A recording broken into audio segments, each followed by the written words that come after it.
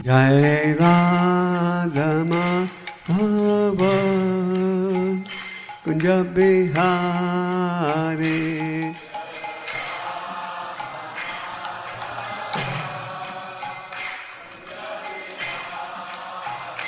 जय राधा माधव कुंज बिहारी। यह प्रवचन नित्यानंद प्रभु के चरित्र तथा ब्राह्मण दीक्षा के महत्व पर आधारित है, जो कि श्रील गोपाल कृष्ण गोस्वामी महाराज के द्वारा दिया गया।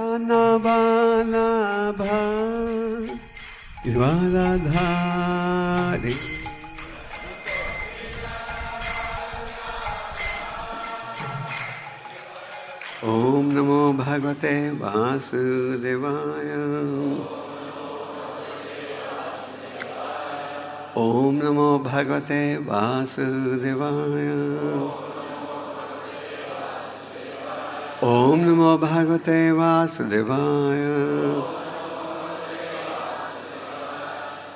आज बहुत ही शुभ दिन है और नित्यानंद जी का आविर्भाव दिवस है। यह वो शुभ दिन है जबकि नित्यानंद जी इस पृथ्वी पर आए थे। नित्यानंद जी के विषय में कहने के लिए तो बहुत कुछ है, पर मैं संक्षेप में केवल ये कहूंगा कि भगवान प्रभु नित्यानंद और बालराम जी में कोई अंतर नहीं है।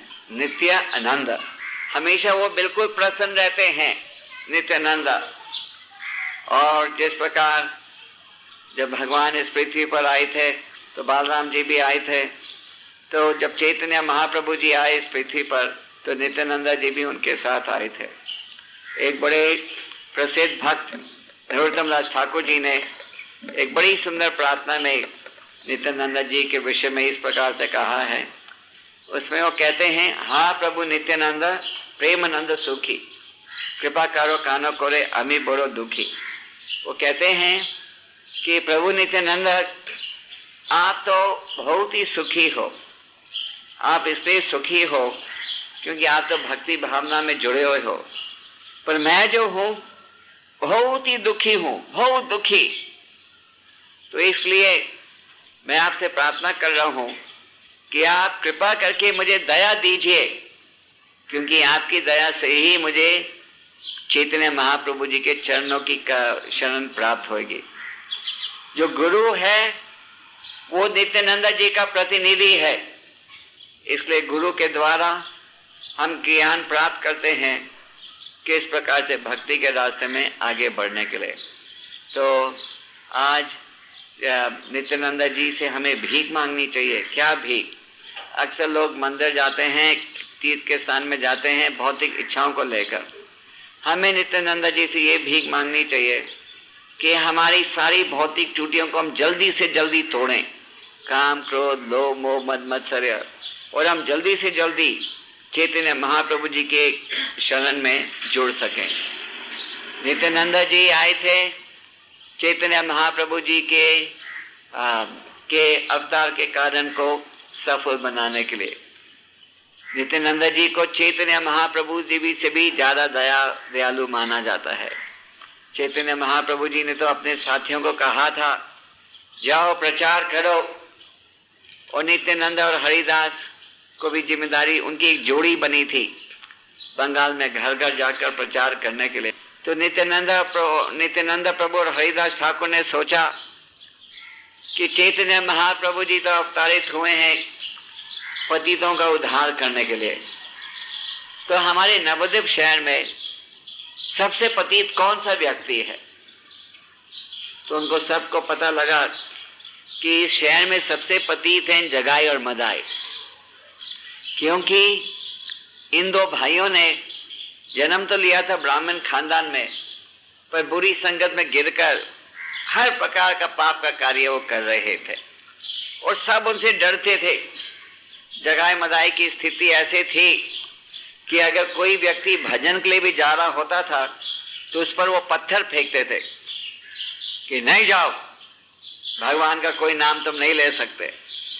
तो लोग डरते थे, इतना डरते थे उनसे। तो हरिदास और नित्यानंद ने सोचा कि अगर किसी प्रकार से हम इन दो को भक्त बना लें तो सब कहेंगे कि चैतन्य महाप्रभु जी ने बहुत बड़ा चमत्कार दिखाया। चैतन्य महाप्रभु जी वैसे तो स्वयं भगवान थे, पर वो आए थे इस पृथ्वी में भक्त के रूप में। तो गए वो जगाई मदाई को प्रचार करने के लिए, पर जगाई मदाई उनको प्रचार अच्छा नहीं लगा।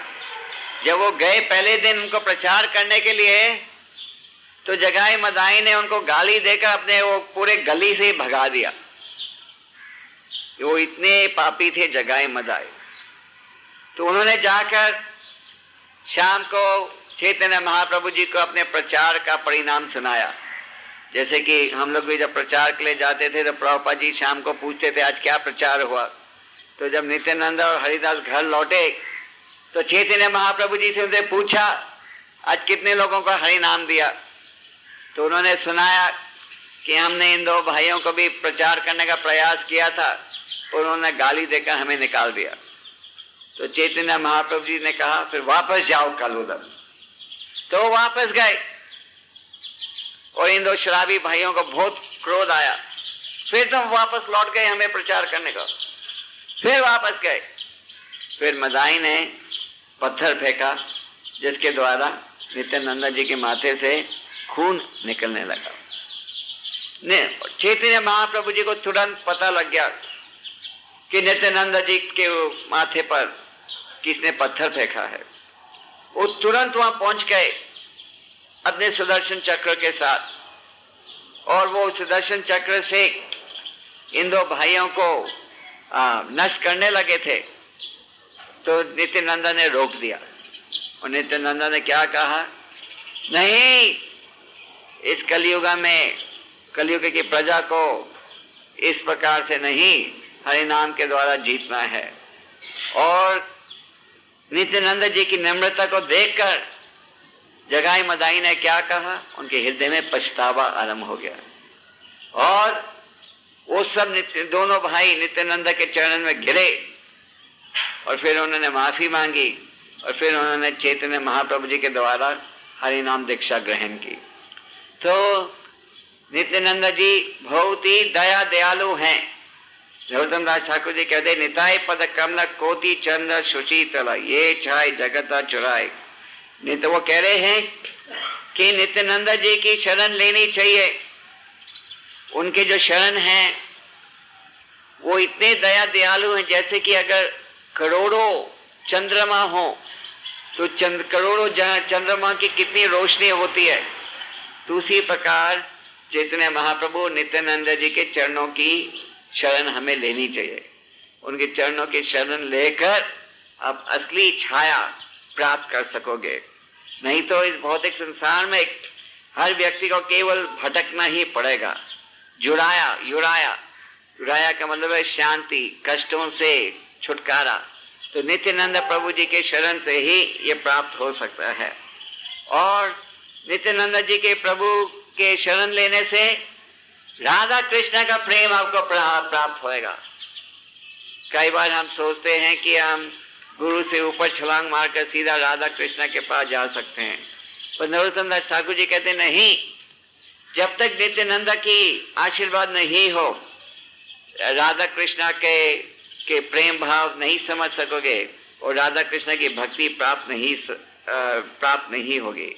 इसलिए वो कहते हैं किसी न किसी रूप से नित्यानंद जी की शरण लो। उनकी शरण लेकर ही आपका जो जीवन है वो सफल हो सकेगा। निताय न बोले मुखे। सो किसी न किसी रूप से नित्यानंद जी की शरण लो। और जो व्यक्ति ये भौतिक संसार में भटकना चाहते हैं, इंद्र तत्व के कार्य में जुड़ना चाहते हैं, उनसे नरोत्तम दास ठाकुर प्रार्थना करते हैं क्या कि कृपा करके आप नित्यानंद प्रभु की शरण लो। तो आप सब जो यहाँ उपस्थित हो, आप सबसे विनती ये है कि आप किसी न किसी रूप से नित्यानंद जी की शिक्षा को समझने का प्रयास करो।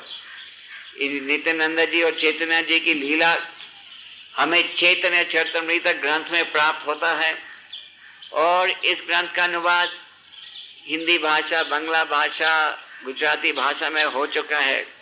तो आप सब कृपा करके पढ़िए नित्यानंद जी और चैतन्य महाप्रभु जी कि दिव्य लीला को समझने के लिए किसी न किसी रूप से नित्यानंद जी की शरण लो। नित्यानंद जी से यही प्रार्थना करो क्या कि किसी न किसी रूप से हमें भौतिक संसार से निकल पाए। भौतिक संसार में हर व्यक्ति जो है वो दुखी है और असली सुख प्राप्त हो सकता है केवल चैतन्य महाप्रभु जी की शरण लेकर। और चैतन्य महाप्रभु जी हमेशा नित्यानंद जी के साथ रहते हैं। चैतन्य महाप्रभु नित्यानंद जी अवतारित हुए हैं इस कलियुग में, कलियुग का उद्धार करने के लिए, और उन्होंने एक बहुत सरल साधन दिया है जीवन को सफल बनाने का, वो है हरि नाम का उच्चारण। तो आज इस शुभ दिन पर आपके राधा गिरिधारी और जगन्नाथ सुभद्रा बालराम जी के मंदिर में ये दीक्षा का कार्यक्रम किया जा रहा है। हाँ, तो आप सब भक्त जो इस शुभ अवसर पर दीक्षा ले रहे हो, आप सबसे एक निवेदन है, विनती है कि आप इसका पूरा लाभ उठाइएगा। शुभ समय में दीक्षा ले रहे हो, बहुत ही शुभ दिन, और आप दीक्षा ले रहे हो श्रील प्रभुपाद जी, गौर निताई, राधा गिरिधारी और जगन्नाथ सुभद्रा बालराम और गुरु महाराज और अनेक वैष्णव के सामने। नारद मुनि जी श्रीमद् भागवत के 4 स्कंध में कहते हैं, किम जन्मभे स्त्रीवीर वेहा शोक्र सवित्र यज्ञ के कर्मभेर वात रही प्रोक्ते पुंसो वा विद्य विभूदयुषा। वो कहते हैं कि स्वाभाविक मानव का कि 3 जन्म होते हैं। पहला जन्म है माता के गर्भ से, और ये जन्म पशु भी प्राप्त करते हैं। दूसरा जन्म प्राप्त होता है हमें जब हम एक प्रामाणिक गुरु से हरि नाम दीक्षा स्वीकार करते हैं, और इस जन्म को सवित्र जन्म कहा जाता है। तीसरा जन्म प्राप्त होता है जब हमें ब्राह्मण दीक्षा प्राप्त होती है, और इसे कहा जाता है यज्ञ का जन्म।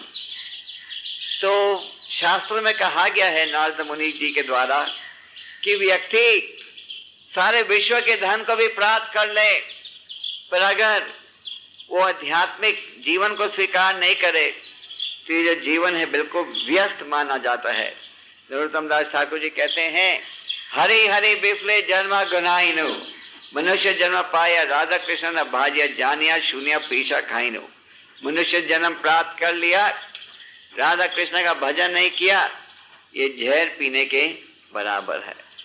तो इसलिए शास्त्र में कहा गया है कि हरि नाम दीक्षा किसी प्रामाणिक गुरु की शरण लेनी चाहिए, हरि नाम दीक्षा ग्रहण करनी चाहिए, भक्ति के नियमों का पालन करना चाहिए, और जीवन के लक्ष्य को भी प्राप्त करने का प्रयास करना चाहिए।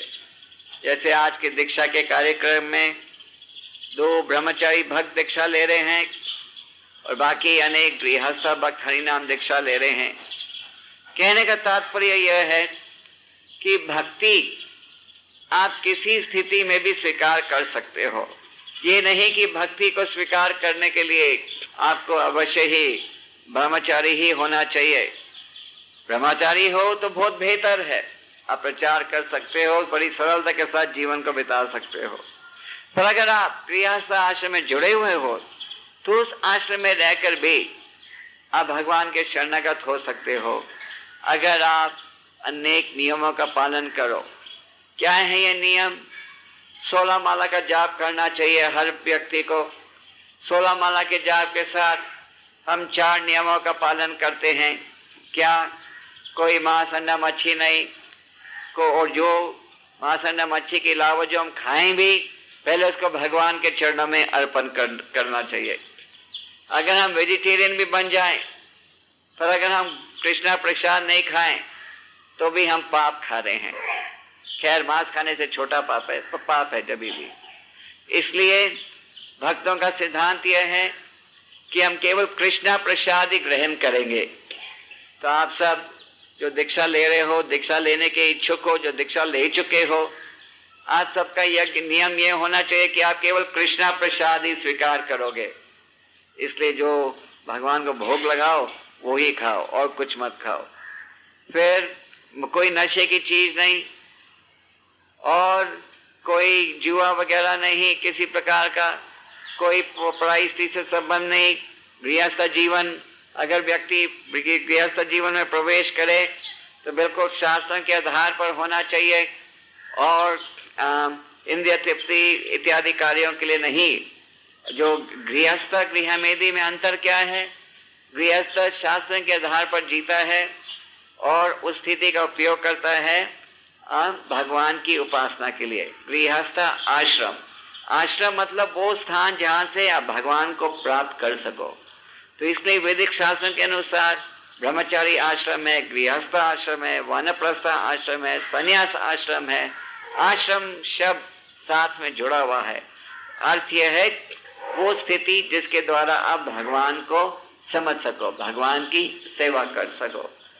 तो हमें जो गृहस्थ हैं उन्हें गृहस्थ आश्रम में शास्त्र के अनुसार रहना चाहिए, पाप के कार्यों से बचना चाहिए और 16 माला का जाप करना चाहिए। जो भक्त मंदिर में नहीं रह सकते, जो भक्त घर में रह रहे हैं, मंदिर नहीं आ सकते, तो उनसे निवेदन किया जाता है कि मंगल आरती गुरु पूजा वो घर में करें अगर आप मंदिर नहीं आ सकते। कहने का अर्थ यह है कि ये जो भक्ति के नियम हैं जिन्हें हम वैदिक भक्ति के नाम से जानते हैं, उनका पालन हर व्यक्ति को करना चाहिए, चाहे वो मंदिर में रहता है या घर में रहता है। अगर वो भक्ति के मार्ग में आगे बढ़ना चाहता है तो नियमों का पालन करना अवश्य है। तो इसलिए आप गृहस्थ भक्त जो कि बाहर रहते हो, आपसे ये निवेदन है कि आप घर में मंदिर बना के रखिए, ऑल्टर बनाइए, वहाँ रोज सुबह आप मंगल आरती कीजिएगा। 4:30 बजे नहीं कर सकते तो बेशक 5 बजे कर लो, पर रोज हर भक्त को ये जो प्रार्थनाएं हैं, संतरा दावा, श्री गुरु चरणा पद्मा, इन सब का उच्चारण रोज करना चाहिए भक्ति के मार्ग में आगे बढ़ने के लिए। हरे नाम के जप के साथ 10 नाम अपराधों से हमें बचने का प्रयास करना चाहिए। तो आप सब भक्तों को ये 10 नाम अपराध बहुत अच्छी तरह आना चाहिए और इन अपराधों को केवल तोते जैसा रटना नहीं चाहिए, पर इन अपराधों का जो अर्थ है वो भी हमें समझ लेना चाहिए। क्योंकि जितनी पवित्रता के साथ हम हरे नाम का जाप करेंगे उतना ही ज्यादा आध्यात्मिक उन्नति हम कर पाएंगे और उतनी अधिक मात्रा में आप भगवान को समझ पाओगे। तो 10 नाम अपराध हैं। सबसे पहला है उन भक्तों की निंदा करना जिन्होंने अपना जीवन अर्पण किया है भगवान की सेवा के लिए। तो भौतिक संसार में एक हर व्यक्ति की एक दूसरे के प्रति ईर्ष्या रहती है, पर भक्ति मार्ग में प्रवेश करके ईर्ष्या इत्यादि भावनाओं को हमें उखाड़ देना चाहिए और भक्ति मार्ग में आकर हमें ये समझते हुए कि भगवान हर चीज के स्वामी हैं, हमें एक दूसरे से के व्यवहार में वैष्णव अपराधों से बचने का प्रयास करना चाहिए। तो ईर्ष्या के कारण आलोचना नहीं करनी चाहिए और खास करके उन भक्तों की जिन्होंने अपना जीवन अर्पण किया है भगवान की सेवा के लिए। शास्त्रों के अनुसार एक परम भगवान है और 33 करोड़ देवता और देवियां हैं। तो दूसरा अपराध यह है यह सोचना कि देवता देवियां परम भगवान के समान हैं या उनके बराबर के हैं। देवता देवियां जो हैं उनके अधीन हैं, उनसे स्वतंत्र नहीं हैं। तो हम देवता देवियों को आदर देते हैं, ये नहीं कि हम उनको आदर नहीं देते, पर हमारा स्नेह, सेवा, भावना ये हम परम भगवान को ही केवल देते हैं। तीसरा गुरु अवज्ञा, गुरु के आदेश का पालन नहीं करना, ये समझना कि गुरु कोई साधारण पुरुष है। असल में गुरु कोई जादूगर नहीं है। हमारे देश में कई लोग सोचते हैं कि जो गुरु है वो थोड़ा जादूगर होएगा या कुछ चमत्कार दिखाएगा। गुरु केवल एक पोस्टमैन है। क्या है, क्या कार्य है पोस्टमैन के रूप में? जो संदेश गुरु परंपरा के द्वारा आ रहा है वही संदेश आगे आपको वो पहुंचा देता है। ना वो एक शब्द उसमें कम करता है, ना एक शब्द उसमें जोड़ता है। वही गुरु परंपरा का संदेश यथारूप आपके समक्ष रखता है और अपने आचरण के द्वारा धर्म के नियमों को प्रस्तुत करता है। ये नहीं कि दूसरों को तो हम कहें सब पाप के कार्य त्यागो और हम स्वयं पाप के कार्य में जुड़े। तो गुरु की यही इच्छा रहती है कि हर शिष्य भक्ति के मार्ग में आगे बढ़े। गुरु की यही भावना रहती है कि शिष्य काम, क्रोध, लोभ, मोह, मद मत्सर्य से बचे और भक्ति के मार्ग में आगे बढ़े। और वो ये जानता है कि भक्ति के मार्ग में आगे बढ़ने के लिए हरि नाम और वैदिक भक्ति की आवश्यकता है। इसके साथ प्रभुपाद के ग्रंथों का अध्ययन भी बहुत महत्वपूर्ण है। प्रभुपाद जी ने बड़े प्रयास करके परिश्रम के द्वारा लगभग 100 ग्रंथों की रचना की है। और आज हमारा भाग्य ये है कि प्रभुपाद जी ने तो अनुवाद अंग्रेजी भाषा में किया था, पर आज लगभग विश्व की हर प्रसिद्ध भाषा में इन ग्रंथों का अनुवाद हो चुका है या हो रहा है। खास करके आप लोग जो हिंदी गुजराती पढ़ते हो, हिंदी गुजराती में लगभग सब प्रभुपाद जी के सारे ग्रंथ प्रकाशित हो गए हैं। तो ग्रंथों को भी पढ़ना चाहिए। जो दीक्षा ले चुके हैं, जो दीक्षा ले रहे हैं और जो दीक्षा लेना चाहते हैं, प्रभुपाद के ग्रंथों को पढ़ो। और इस्कॉन के भक्त केवल प्रभुपाद के ग्रंथ पढ़ते हैं क्योंकि जो ज्ञान प्राप्त करने की आवश्यकता है उस ज्ञान की रचना प्रभुपाद जी ने उनके ग्रंथों में की है। और अगर किसी विषय का वर्णन प्रभुपाद जी ने नहीं किया तो उस विषय के जानने की आवश्यकता भी नहीं है। अगर हम प्रभुपाद जी के 100 ग्रंथों को ध्यान से पढ़ लें इस जीवन में, तो हमारा जीवन अवश्य ही सफल रहेगा और हम भगवत प्रेम भी प्राप्त करेंगे और भगवान के धाम भी लौटेंगे। तो ग्रंथों को भी पढ़ना चाहिए और गुरु के आदेश का पालन। गुरु का आदेश क्या है? हरि नाम का जाप अच्छी तरह करो, रोज किताब पढ़ो, रोज वैदिक भक्ति मंगल आरती वगैरह में आओ और आप सेवा करो और माया से बचो। शास्त्र में कहा गया है कि सारे नियमों का एक मुख्य उद्देश्य है क्या? कि आप हमेशा कृष्णा को याद करो और कभी कृष्णा को भूलो नहीं। तो चाहे आप धंधा करते हो, पढ़ाई करते हो, नौकरी करते हो, मंदिर में रहते हो, जीवन को इस रूप से चलाओ कि आप हमेशा भगवान कृष्ण का स्मरण कर सको और कभी भी उनको भूलो नहीं। ये नहीं भूलना चाहिए कि जैसे ही आपका मन दिव्य सूचना संदेश का स्मरण नहीं करेगा तो भटकेगा कहाँ? पाप के कार्य में। तो इसलिए भक्त को हमेशा सावधान रहना चाहिए। जैसे कि अगर आप सावधानी से नहीं चलोगे तो कोई आपका घर भी चुरा सकता है, कोई साथ में आपके साथ कुछ सामान हो महंगा वो भी चुरा सकता है। तो इसलिए हमें सावधानी से चलना चाहिए। फिर वैदिक शास्त्र की निंदा नहीं करनी चाहिए। ये नहीं सोचना चाहिए कि वैदिक शास्त्रों की रचना किसी साधारण व्यक्ति ने की है। हमारे देश में भी अफसोस की बात यह है, कई लोग ये सोचते हैं कि वैदिक शास्त्रों का आज इस आधुनिक युग में कोई स्थान नहीं है। पर प्रभुपाद जी ने ये बता दिया स्थापित करके कि सारे विश्व में लोग इस वैदिक शास्त्र की शिक्षा को आज भी प्राप्त कर सकते हैं इस कलयुग में। तो हमें वैदिक शास्त्रों की जो शिक्षा है उसका हमें पूरा लाभ उठाना चाहिए। और हमें ये नहीं सोचना चाहिए कि जो वैदिक शास्त्र हैं इनकी रचना कोई साधारण व्यक्ति ने की है या इस आधुनिक युग में इस वैदिक शास्त्रों के उपदेश का हम लाभ उपयोग नहीं कर सकते। ऐसा सोचना भी पाप है। महामंत्र ये कहा गया है शास्त्र में कि महामंत्र के उच्चारण के द्वारा भगवत प्रेम प्राप्त हो जाएगा। हरे नाम हरे नाम हरे नाम एव केवलम करो नस्तेव नस्तेव नस्तेव एव गति रह था। हरि के नाम हरि के नाम हरि के नाम हरि के नाम के उच्चारण के अलावा और किसी मंत्र की आवश्यकता नहीं है। लाखों लाखों करोड़ों करोड़ों पाप जो आपने किए हैं ये सब मिट सकते हैं अगर आप हरे कृष्ण मंत्र का जाप करो इस जीवन के अंत तक। ये नहीं 1 साल 2 साल 5 साल करेंगे फिर बंद कर देंगे, नहीं, अंत तक आप ये हरे कृष्ण मंत्र का जाप करो। और जहां तक हो सके 10 नाम अपराधों से बचते हुए। तो अगर आप हरे नाम का जाप करोगे सावधानी से और बाकी भक्ति के नियमों का पालन करोगे तो और किसी मंत्र, उपासना, पूजा की आवश्यकता नहीं है। तो ये सोचना कि ये हरि नाम की महिमा का वर्णन जो है शास्त्र में, ये किसकी कल्पना है, ये पाप है। हरि नाम के शब्दों के उच्चारण के द्वारा भगवान से प्रार्थना कर रहे हैं क्या, हमें भक्ति दो, भक्ति दो, सेवा दो, सेवा दो। और जब आप श्रद्धा के साथ इस प्रकार की भीख मांगोगे फिर आपको भक्ति का मौका मिलेगा। 7वां नाम अपराध है हरे नाम के बल पर पाप करना।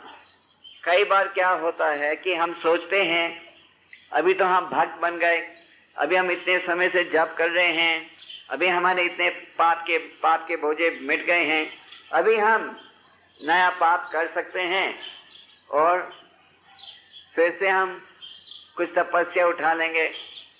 जैसे कि आप कोई व्यापारी कर्जा लेता है, फिर कर्जा चुका देता है तो क्या सोचते हैं अभी मैं नया कर्जा ले सकता हूँ। तो हम सोचते हैं कि तीर्थ के स्थान में जाएंगे, दीक्षा लेंगे, हरि नाम करेंगे, अभी हम पाप मिट जाएंगे, फिर नया पाप करने का हमें अधिकार हो जाएगा। नहीं, हरि नाम के बल पर कि जप के बल पर पाप नहीं करना चाहिए। हमें ये नहीं सोचना चाहिए कि अभी हम भक्त बन गए हैं तो अभी हम पाप वगैरह करेंगे, भौतिक सुख इंद्रिय तृप्ति के पीछे भागेंगे, तो उसका हमें भय नहीं है। क्यों? क्योंकि हमने तो हरि नाम की दीक्षा ले ली है, हमने तो हरि नाम 16 माला हम रोज करते हैं, तो थोड़ा गलत काम भी करेंगे कोई कुछ कहेगा नहीं। तो नहीं, भक्त जो है किसी प्रकार से भगवान पर बोझा नहीं बनना चाहता। भक्त जो है भगवान से किसी प्रकार की भीख नहीं मांगता, एक ही विषय की भीख, और वो विषय क्या है? भगवत सेवा। चैतन्य महाप्रभु जी ने क्या कहा? न जनाम न सुंदरम काविताम वा जगदीश कमये। हे प्रभु, मुझे ना धन चाहिए, ना भौतिक शिष्य, ना सुंदर स्त्री, मुझे केवल भक्ति का मौका चाहिए हर जन्म में। ठाकुर भक्तिविनोद जी कहते हैं, हे भगवान, मुझे जन्म देना है तो एक कीड़े के रूप में दो, पर वैष्णव के घर में, क्योंकि वैष्णव के घर में भगवान का हरे नाम सुनने का मौका तो मिलेगा। तो हरे नाम के बल पर हमें पाप नहीं करना चाहिए। हमें पाप, अपराध, दोष करने से बहुत डरना चाहिए। कहा जाता है वैष्णव जो है हथियारों से नहीं डरता, दुश्मन से नहीं डरता, पर वैष्णव अपराध करने से डरता है। तो इसलिए हमें बहुत सावधानी से चलना चाहिए और हमें ये नहीं सोचना चाहिए कि हरि नाम का उच्चारण कर्मकांड कार्य के बराबर है। कर्मकांड कार्य तो भगवान से एक सौदा होता है, व्यापारी सौदा। जैसे आप नौकरी करते हो, धंधा करते हो, इतना पैसा दोगे इतना माल मिलेगा। तो हरि नाम के द्वारा हम कर्मकांड नहीं करना चाहते। कर्मकांड का क्या अर्थ? जहाँ की इंद्रिय तृप्ति की भावना हो। हरि नाम के द्वारा हम शुद्ध भक्ति की प्रार्थना कर रहे हैं। हम हरि नाम के द्वारा कर्मकांड कार्य नहीं करना चाहते। फिर श्रद्धालु व्यक्ति को प्रचार करना। एक तरफ से तो चैतन्य महाप्रभु जी कहते हैं जिसको तुम देखो उसको ही प्रचार करो, जारे देखो ताए कहो। तो हर एक के चेहरे में क्या लिखा हुआ होता है? ये श्रद्धालु है, ये अश्रद्धालु है, लिखा होता है। मीरा रोड में लिखा हुआ है हर एक के चेहरे में? नहीं।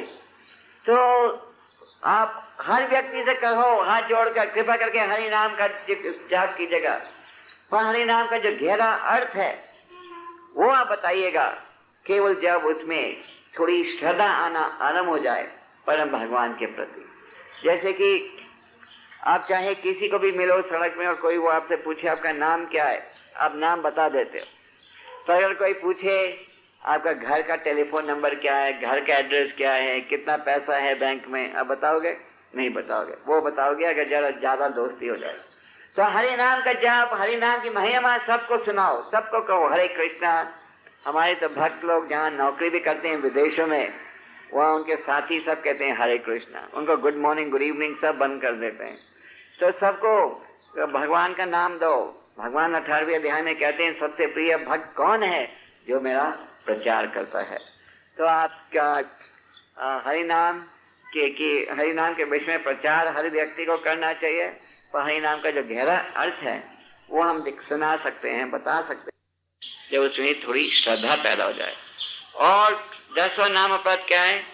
पूर्ण विश्वास न रखना हरि नाम के जप में, और हरि नाम के जाप करते हुए भी इतनी भौतिक असक्तियों इच्छाओं को रखना। तो हम भक्ति के मार्ग में प्रवेश करते हैं, क्यों? क्योंकि हम काम, क्रोध, लोभ, मोह, मद मत्सर्य जिनके द्वारा करोड़ों भौतिक विचार हृदय में हैं, उनको वश में लाना चाहते हैं और नष्ट करना चाहते हैं। तो कई बार देखा जाता है कि शुरू में जब हम भक्ति के मार्ग में प्रवेश करते हैं, हम बहुत उत्साहित होते हैं और हम देखते हैं कि काम, क्रोध, लोभ ये सब आस्ते आस्ते पिघलने लग जाते हैं। पर फिर हम देखते हैं कि वही भक्त थोड़े 3-4 साल 5 साल बाद वही दुश्मन आध्यात्मिक जीवन के फिर से उगने लग जाते हैं। तो क्या कारण है? इस विषय की चर्चा भागवतम के 4थे स्कंद में है। तो भागवतम में कहा गया है, कई बार एक बीमार व्यक्ति इलाज कराता है डॉक्टर से, पर थोड़ा ही ठीक होने पर वो दवाई लेना बंद कर देता है या दवाई लेने में लापरवाही करता है, एक दिन लेता है एक दिन नहीं लेता। तो फिर क्या होता है? वही बीमारी फिर से आ जाती है, ठीक है ना, रिलैप्स हो जाता है। तो उसी प्रकार भक्ति में जब हम प्रवेश करते हैं तो हम जरा गंभीरता उत्साह के साथ जप वगैरह करते हैं। फिर हम थोड़े समय बाद ये सोचने लगते हैं, हम तभी पुराने डिवोटी बन गए, हम तो 3-4 साल पुराने हैं, 5 साल पुराने हैं, जप करने में हम लापरवाही करते हैं, मंदिर आने में लापरवाही करते हैं, सेवा करने में लापरवाही करते हैं, वैदिक भक्ति का पालन करने में लापरवाही करते हैं। तो जिसके द्वारा क्या होता है कि जैसे ही आप अपनी आध्यात्मिक दवाई को कम करते हो, आपकी भौतिक इच्छाएं जो हैं, जो आपके आध्यात्मिक जीवन के शत्रु हैं, वो हमें तंग करना आरंभ कर देती है। हरिदास ठाकुर दिन में 3 लाख बार जाप करते थे हरि नाम का। बूढ़ी आयु में चैतन्य महाप्रभु जी ने उन्हें कहा, हरिदास तुम तो जिंदगी भर 3 लाख बार जाप करते आए हो, अब जरा विश्राम कर सकते हो ज्यादा। हरिदास ने इनकार कर दिया। और जब तक हरिदास ठाकुर 3 लाख बार जाप खत्म नहीं करते थे, वो कुछ चर्चा भी नहीं करते थे और एक बूंद पानी भी नहीं पीते थे। खैर, हम ये तो नहीं कह रहे कि आप 3 लाख बार जाप रोज कीजिएगा। कई भक्त तो ऐसे जो 16 माला खत्म करने से पहले प्रसाद भी नहीं स्वीकार करते। तो इस प्रकार का सिद्धांत हमारा रहना चाहिए कि हमने माला का जाप सुबह के समय ही करना है, और माला का जाप सावधानी से करना है, लापरवाही से नहीं। ये नहीं कि हम माला का जाप भी कर रहे हैं, अखबार भी पढ़ रहे हैं, टेलीफोन में भी बात कर रहे हैं और घर वालों से भी बात कर रहे हैं, 4-5 कार्य एक साथ नहीं। हरे नाम और भगवान में कोई अंतर नहीं है। तो जब आप हरे नाम का जप करते हो, भगवान स्वयं वहां उपस्थित होते हैं। नाम चिंतामणि कृष्ण चैतन्य रास विग्रह पूर्ण शुद्ध नित्य मुक्त भिन्ना त्वम नाम नामिनाः। तो भगवान उनके नामों में कोई अंतर नहीं है। तो जब आप हरि नाम का जाप करने के लिए बैठते हो, तो आपको यही विचार रखना चाहिए कि ये भगवान मेरे साथ बैठे हैं अभी। और जितने सावधानी से आप करोगे, उतने ही जल्दी भगवान की दिव्य लीला आपको प्रकट होएगी और उतनी ही जल्दी आप अपने आप को ये भौतिक इंद्रिय तृप्ति के विचारों से बचा सकोगे।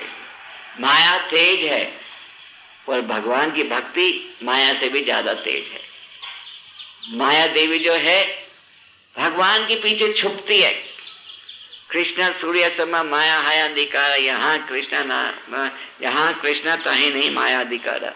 जहाँ कृष्ण है वहाँ माया का अधिकार ही नहीं है।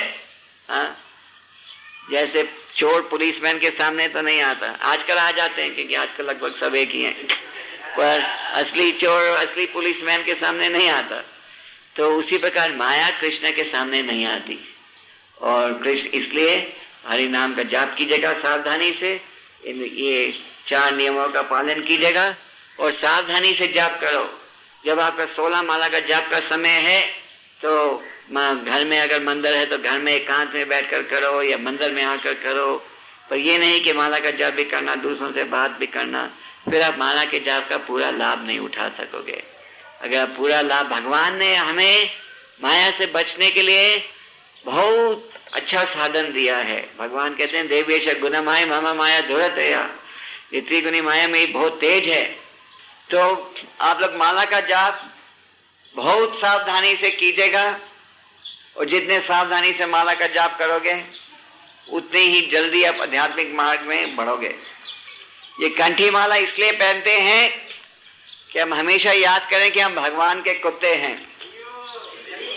जब मृत्यु का समय आता है तो यमराज जी जब देखते हैं कि इस व्यक्ति के गले में कंठी माला है तो उसको सीधा जाने जाते हैं भगवान के पास।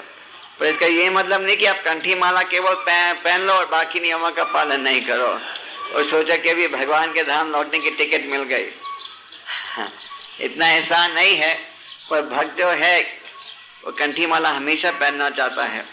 तभी मैं आप भक्तों को आपकी माला दूंगा और आध्यात्मिक नाम, दीक्षा के समय जो नाम दिए जाते हैं ये सारे नाम शास्त्रों पर आधारित होते हैं और ये सारे नामों की आध्यात्मिक कदर है। दीक्षा के समय हर व्यक्ति ये जानना चाहता है मेरा क्या नाम होएगा, थोड़ा हृदय में बेचैनी रहती है। पर ये सारे नामों में एक ही प्रकार की दिव्य शक्ति है। ये मत सोचना बाद में अरे उस भक्त को इतना अच्छा नाम मिला, मुझे इतना अच्छा नाम नहीं मिला। या सारे नामों में एक ही प्रकार की दिव्य शक्ति है, चाहे आपका नाम कृष्णा दास हो या कोई और हो। आप ये मत सोचिए कि क्योंकि ये सारे नाम भगवान के नाम है या उनके भक्तों के नाम है, और नामों के आगे दास जोड़ दिया जाता है। क्यों? दास का अर्थ है सेवक। हम भगवान के सेवक हैं, तभी आप लोगों को आध्यात्मिक नाम दिया जाएगा। क्योंकि दीक्षा के वक्त आप एक नया जन्म स्वीकार करते हो, इसलिए आपको नया नाम दिया जाता है। और आप गुरु के प्रभुपाद के सामने, गुरु के सामने, जगन्नाथ सुभद्रा बालराम के सामने, घोड़निताई के सामने, राधा गिरधारी के सामने, अग्नि के सामने और सब वैष्णव के सामने ये वचन दे रहे हो। आज 16 माला का जाप करोगे, 4 नियम का पालन करोगे वगैरह। तो अगर आप नहीं करोगे तो दोष आप पर आएगा। तो इसके लिए जरूर प्रयास कीजिएगा, क्योंकि ये जिम्मेदारी आप भगवान के सामने ले रहे हो। अगर किसी को लगता है वो नहीं ले सकता तो बेशक दीक्षा नहीं ले, पर अगर दीक्षा लेना है तो ये जिम्मेदारी जरूर निभाना, कृपा करके। हरे कृष्ण।